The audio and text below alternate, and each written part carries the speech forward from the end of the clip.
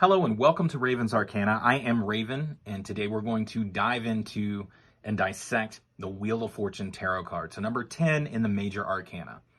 I'm going to leave the image up of the Rider-Waite version the entire time so you can follow along as we really jump in and look at the imagery, the colors, and the symbols that are included in this version of the card.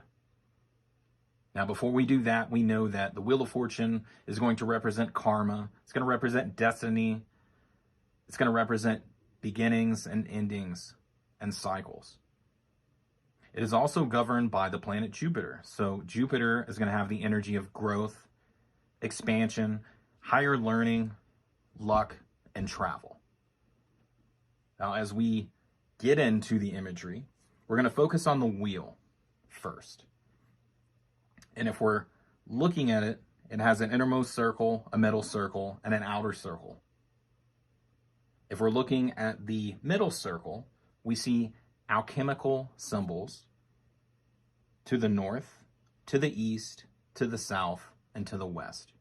To the north, we have Mercury. Mercury is going to represent the mind. To the east, we have sulfur. Sulfur is going to represent the soul. To the south, we have the symbol for Aquarius. Aquarius is going to represent the collective, humanity as a whole. And then to the west, we have salt, which represents the body. So we're talking about mind, body, and soul, and how that interacts with the collective or humanity. If we go to the outermost circle, and once again, looking at northeast, south, and west, we see T-A-R-O, tarot.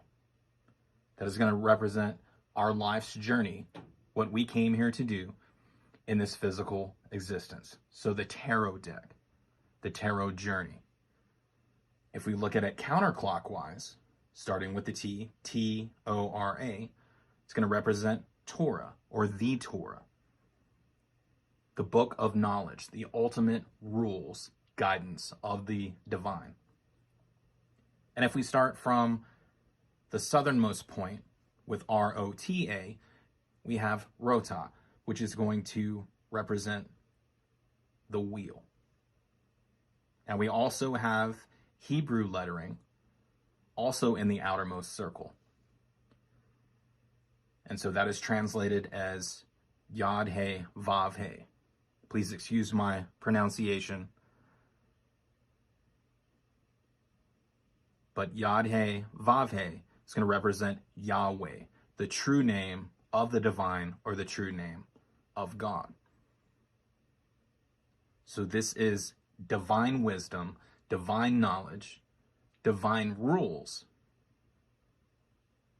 given down through the book of knowledge, or through the tarot, which is also called the book of knowledge, through the cycles of life represented by the wheel that turns, to our mind, body, and soul, and ultimately to the collective.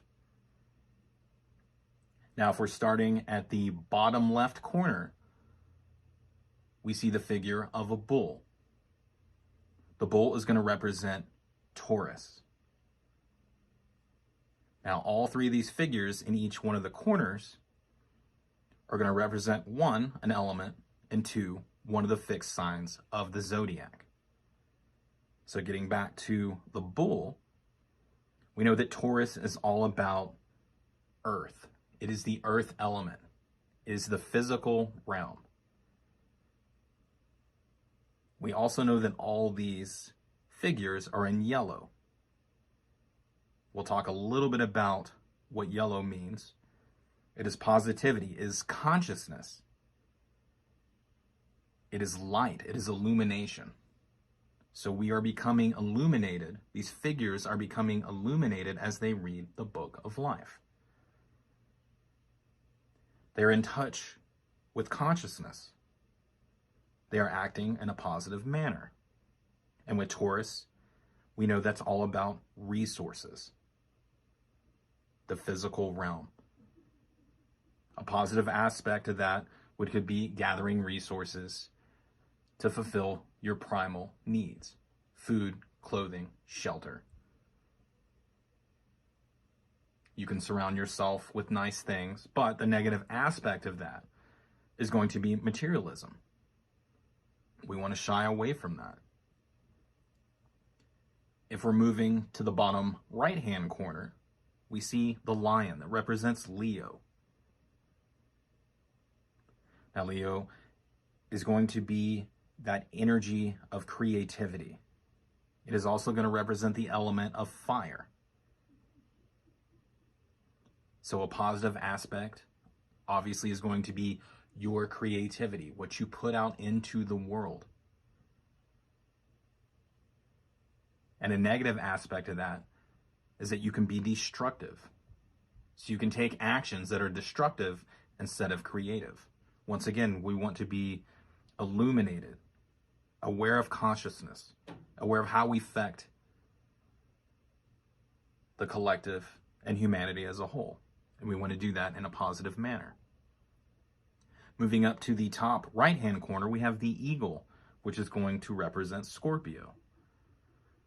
That is our deepest, darkest emotions. Scorpio is going to be a water sign. Now, as a positive aspect, are we being empathetic? Are we observing and acknowledging people's emotions? Or, in a negative aspect of that, are we being unempathetic? Are we being a sociopath? Do we not care about how our actions affect other people's emotions? And then finally, with these outer figures, if we're looking at the top left of the card, we see the angel that is going to represent Aquarius. Now, once again, Aquarius is the collective. It is humanity as a whole and how we interact. Now, Aquarius is an air sign. It represents the element of air, and that is the mind. Are we using our mind, our communication, to motivate people in a positive manner, or to manipulate people as a negative aspect? So being mindful of the progression through life and harnessing the elements for positivity or negativity. If we move further in towards the wheel, we see three figures surrounding the wheel, actually touching it. So at the top, we have the Sphinx. So the Sphinx is going to represent the mystery schools, occulted knowledge, everything that's been hidden from us that we should have access to. The Sphinx also has a sword in his hand. That would represent knowledge, learning, analyzing. But also, the sword has two blades on it, two edges, duality. And the Sphinx is also blue, which is going to represent communication, one, but subconscious. So subconscious is everything that affects us in our mind. It is part of our personality, our thoughts and emotions, and ultimately leads to our actions. But we are not consciously aware of that. It is beneath the surface. So this is telling us to, one, access that occulted knowledge, the hidden knowledge, the esoteric, so that we can learn and we can meditate and be aware of our subconscious and how the subconscious and the conscience, or consciousness, always a Freudian slip in there. Conscience, of course, is important, but how they interact together in a dualistic nature, right? And if we're looking at the left-hand side of the wheel, just outside is a snake. So the snake's going to represent the Egyptian god Typhon, the god of evil. Now, I don't think this is speaking of true evil, but Typhon is descending from the spiritual realm down into the material world. So our existence, as we are incarnated, as we are born, we leave the spiritual realm and we come into the physical world as a human. Once again, this figure is yellow, like the outer figures of the fixed signs of the zodiac. So as we're coming down, are we consciously aware of how we're acting? Are we acting in a positive manner? Are we illuminated? Do we have that light inside of us? On the opposite side, we have Anubis. Anubis is the Egyptian god of the dead. Anubis gathers the souls of passed on humans and takes them to the underworld. But Anubis is ascending in this picture, up the right-hand side of the wheel. So taking the knowledge from the underworld, so that knowledge, that information that has been hidden from us, and learning from it, so we can ascend back and become one and a part of the universe again, the divine. Now Anubis is in red, and that is power, love, authority over your divine self.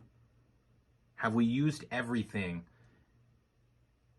in our set of abilities, our physical, our mental, our emotional,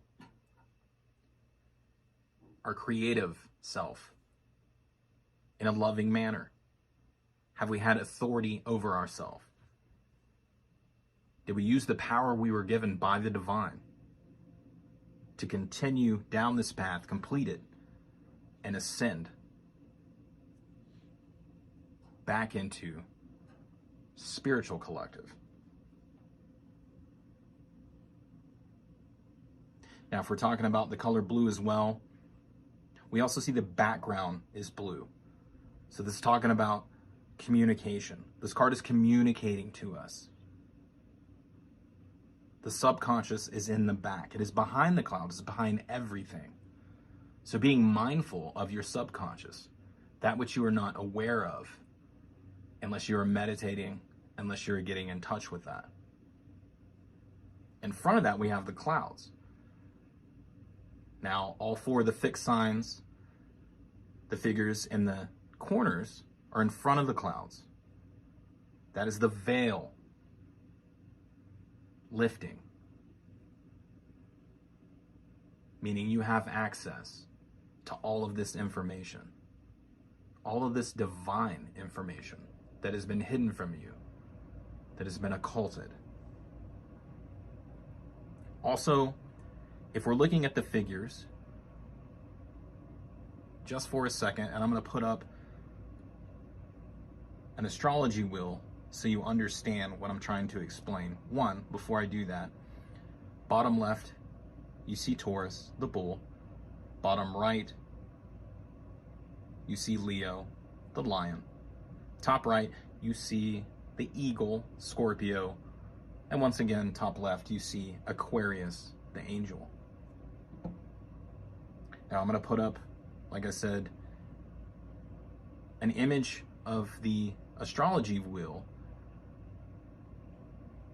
and show you that this is a progression, if you follow the wheel, through the fixed signs of Taurus, Leo, Scorpio, and Aquarius. So this is a cycle. Now we can navigate using the stars. Once again, talking about hidden knowledge, esoteric knowledge. Astrology is something we can use as a guide to navigate through a whole journey in this physical existence as humans on the earth.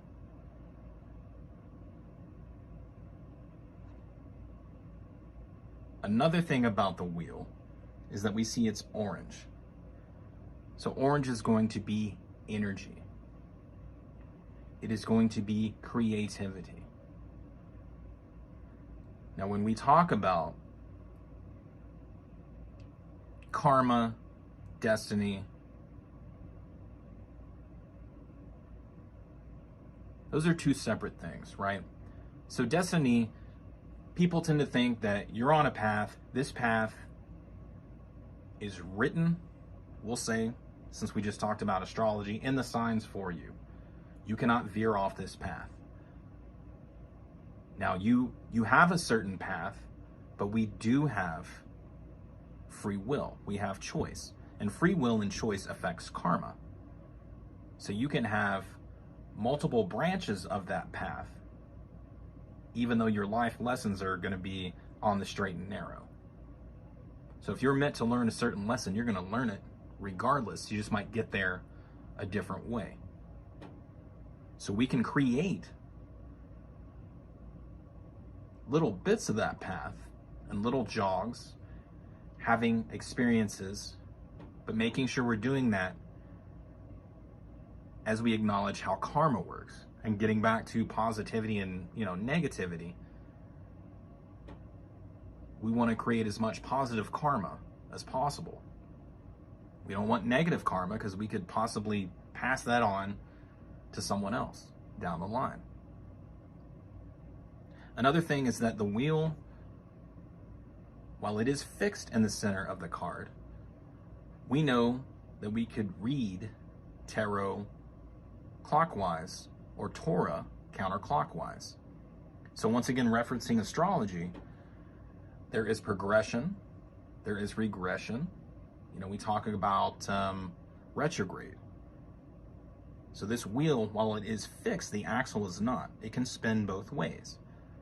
And when we talk about karma, we can also speak to, you might have to go back and do something, as we just discussed, that you were supposed to do. You're going to learn that lesson in this existence if you were meant to, based on your destiny, regardless of what you think. And so some of this is redos. When we talk about Mercury in retrograde, we talk about redoing something, right?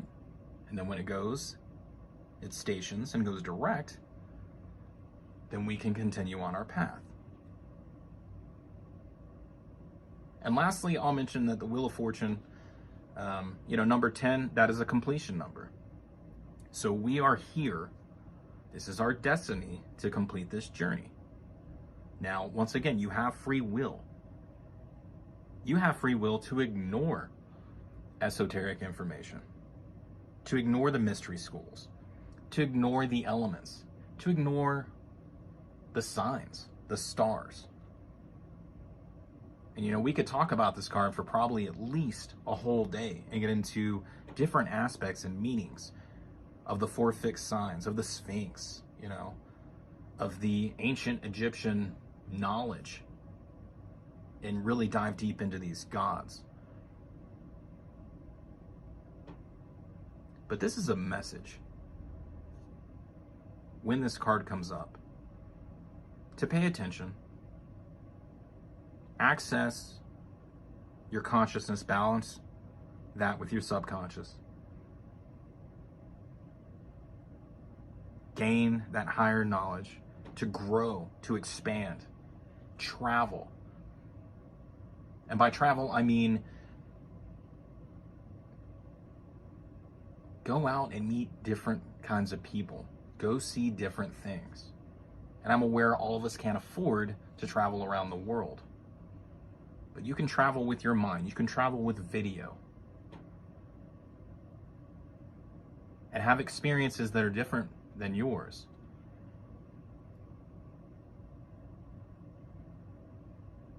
I think this is a really amazing card. So I really appreciate you sticking around, for the ride, being along for it. And if you like the video, please give it a like. If you enjoy the content, then by all means subscribe, and you can click the notification bell to get alerts when I release more content like this or other content. And yeah, if you have any comments on it or any other thoughts, this isn't the end all be all. Once again, we could have talked about this for probably a whole day and even longer than that. But please share your comments and I'll respond and we'll talk about it. But Thanks for your time, and take care of yourself. Have an amazing day.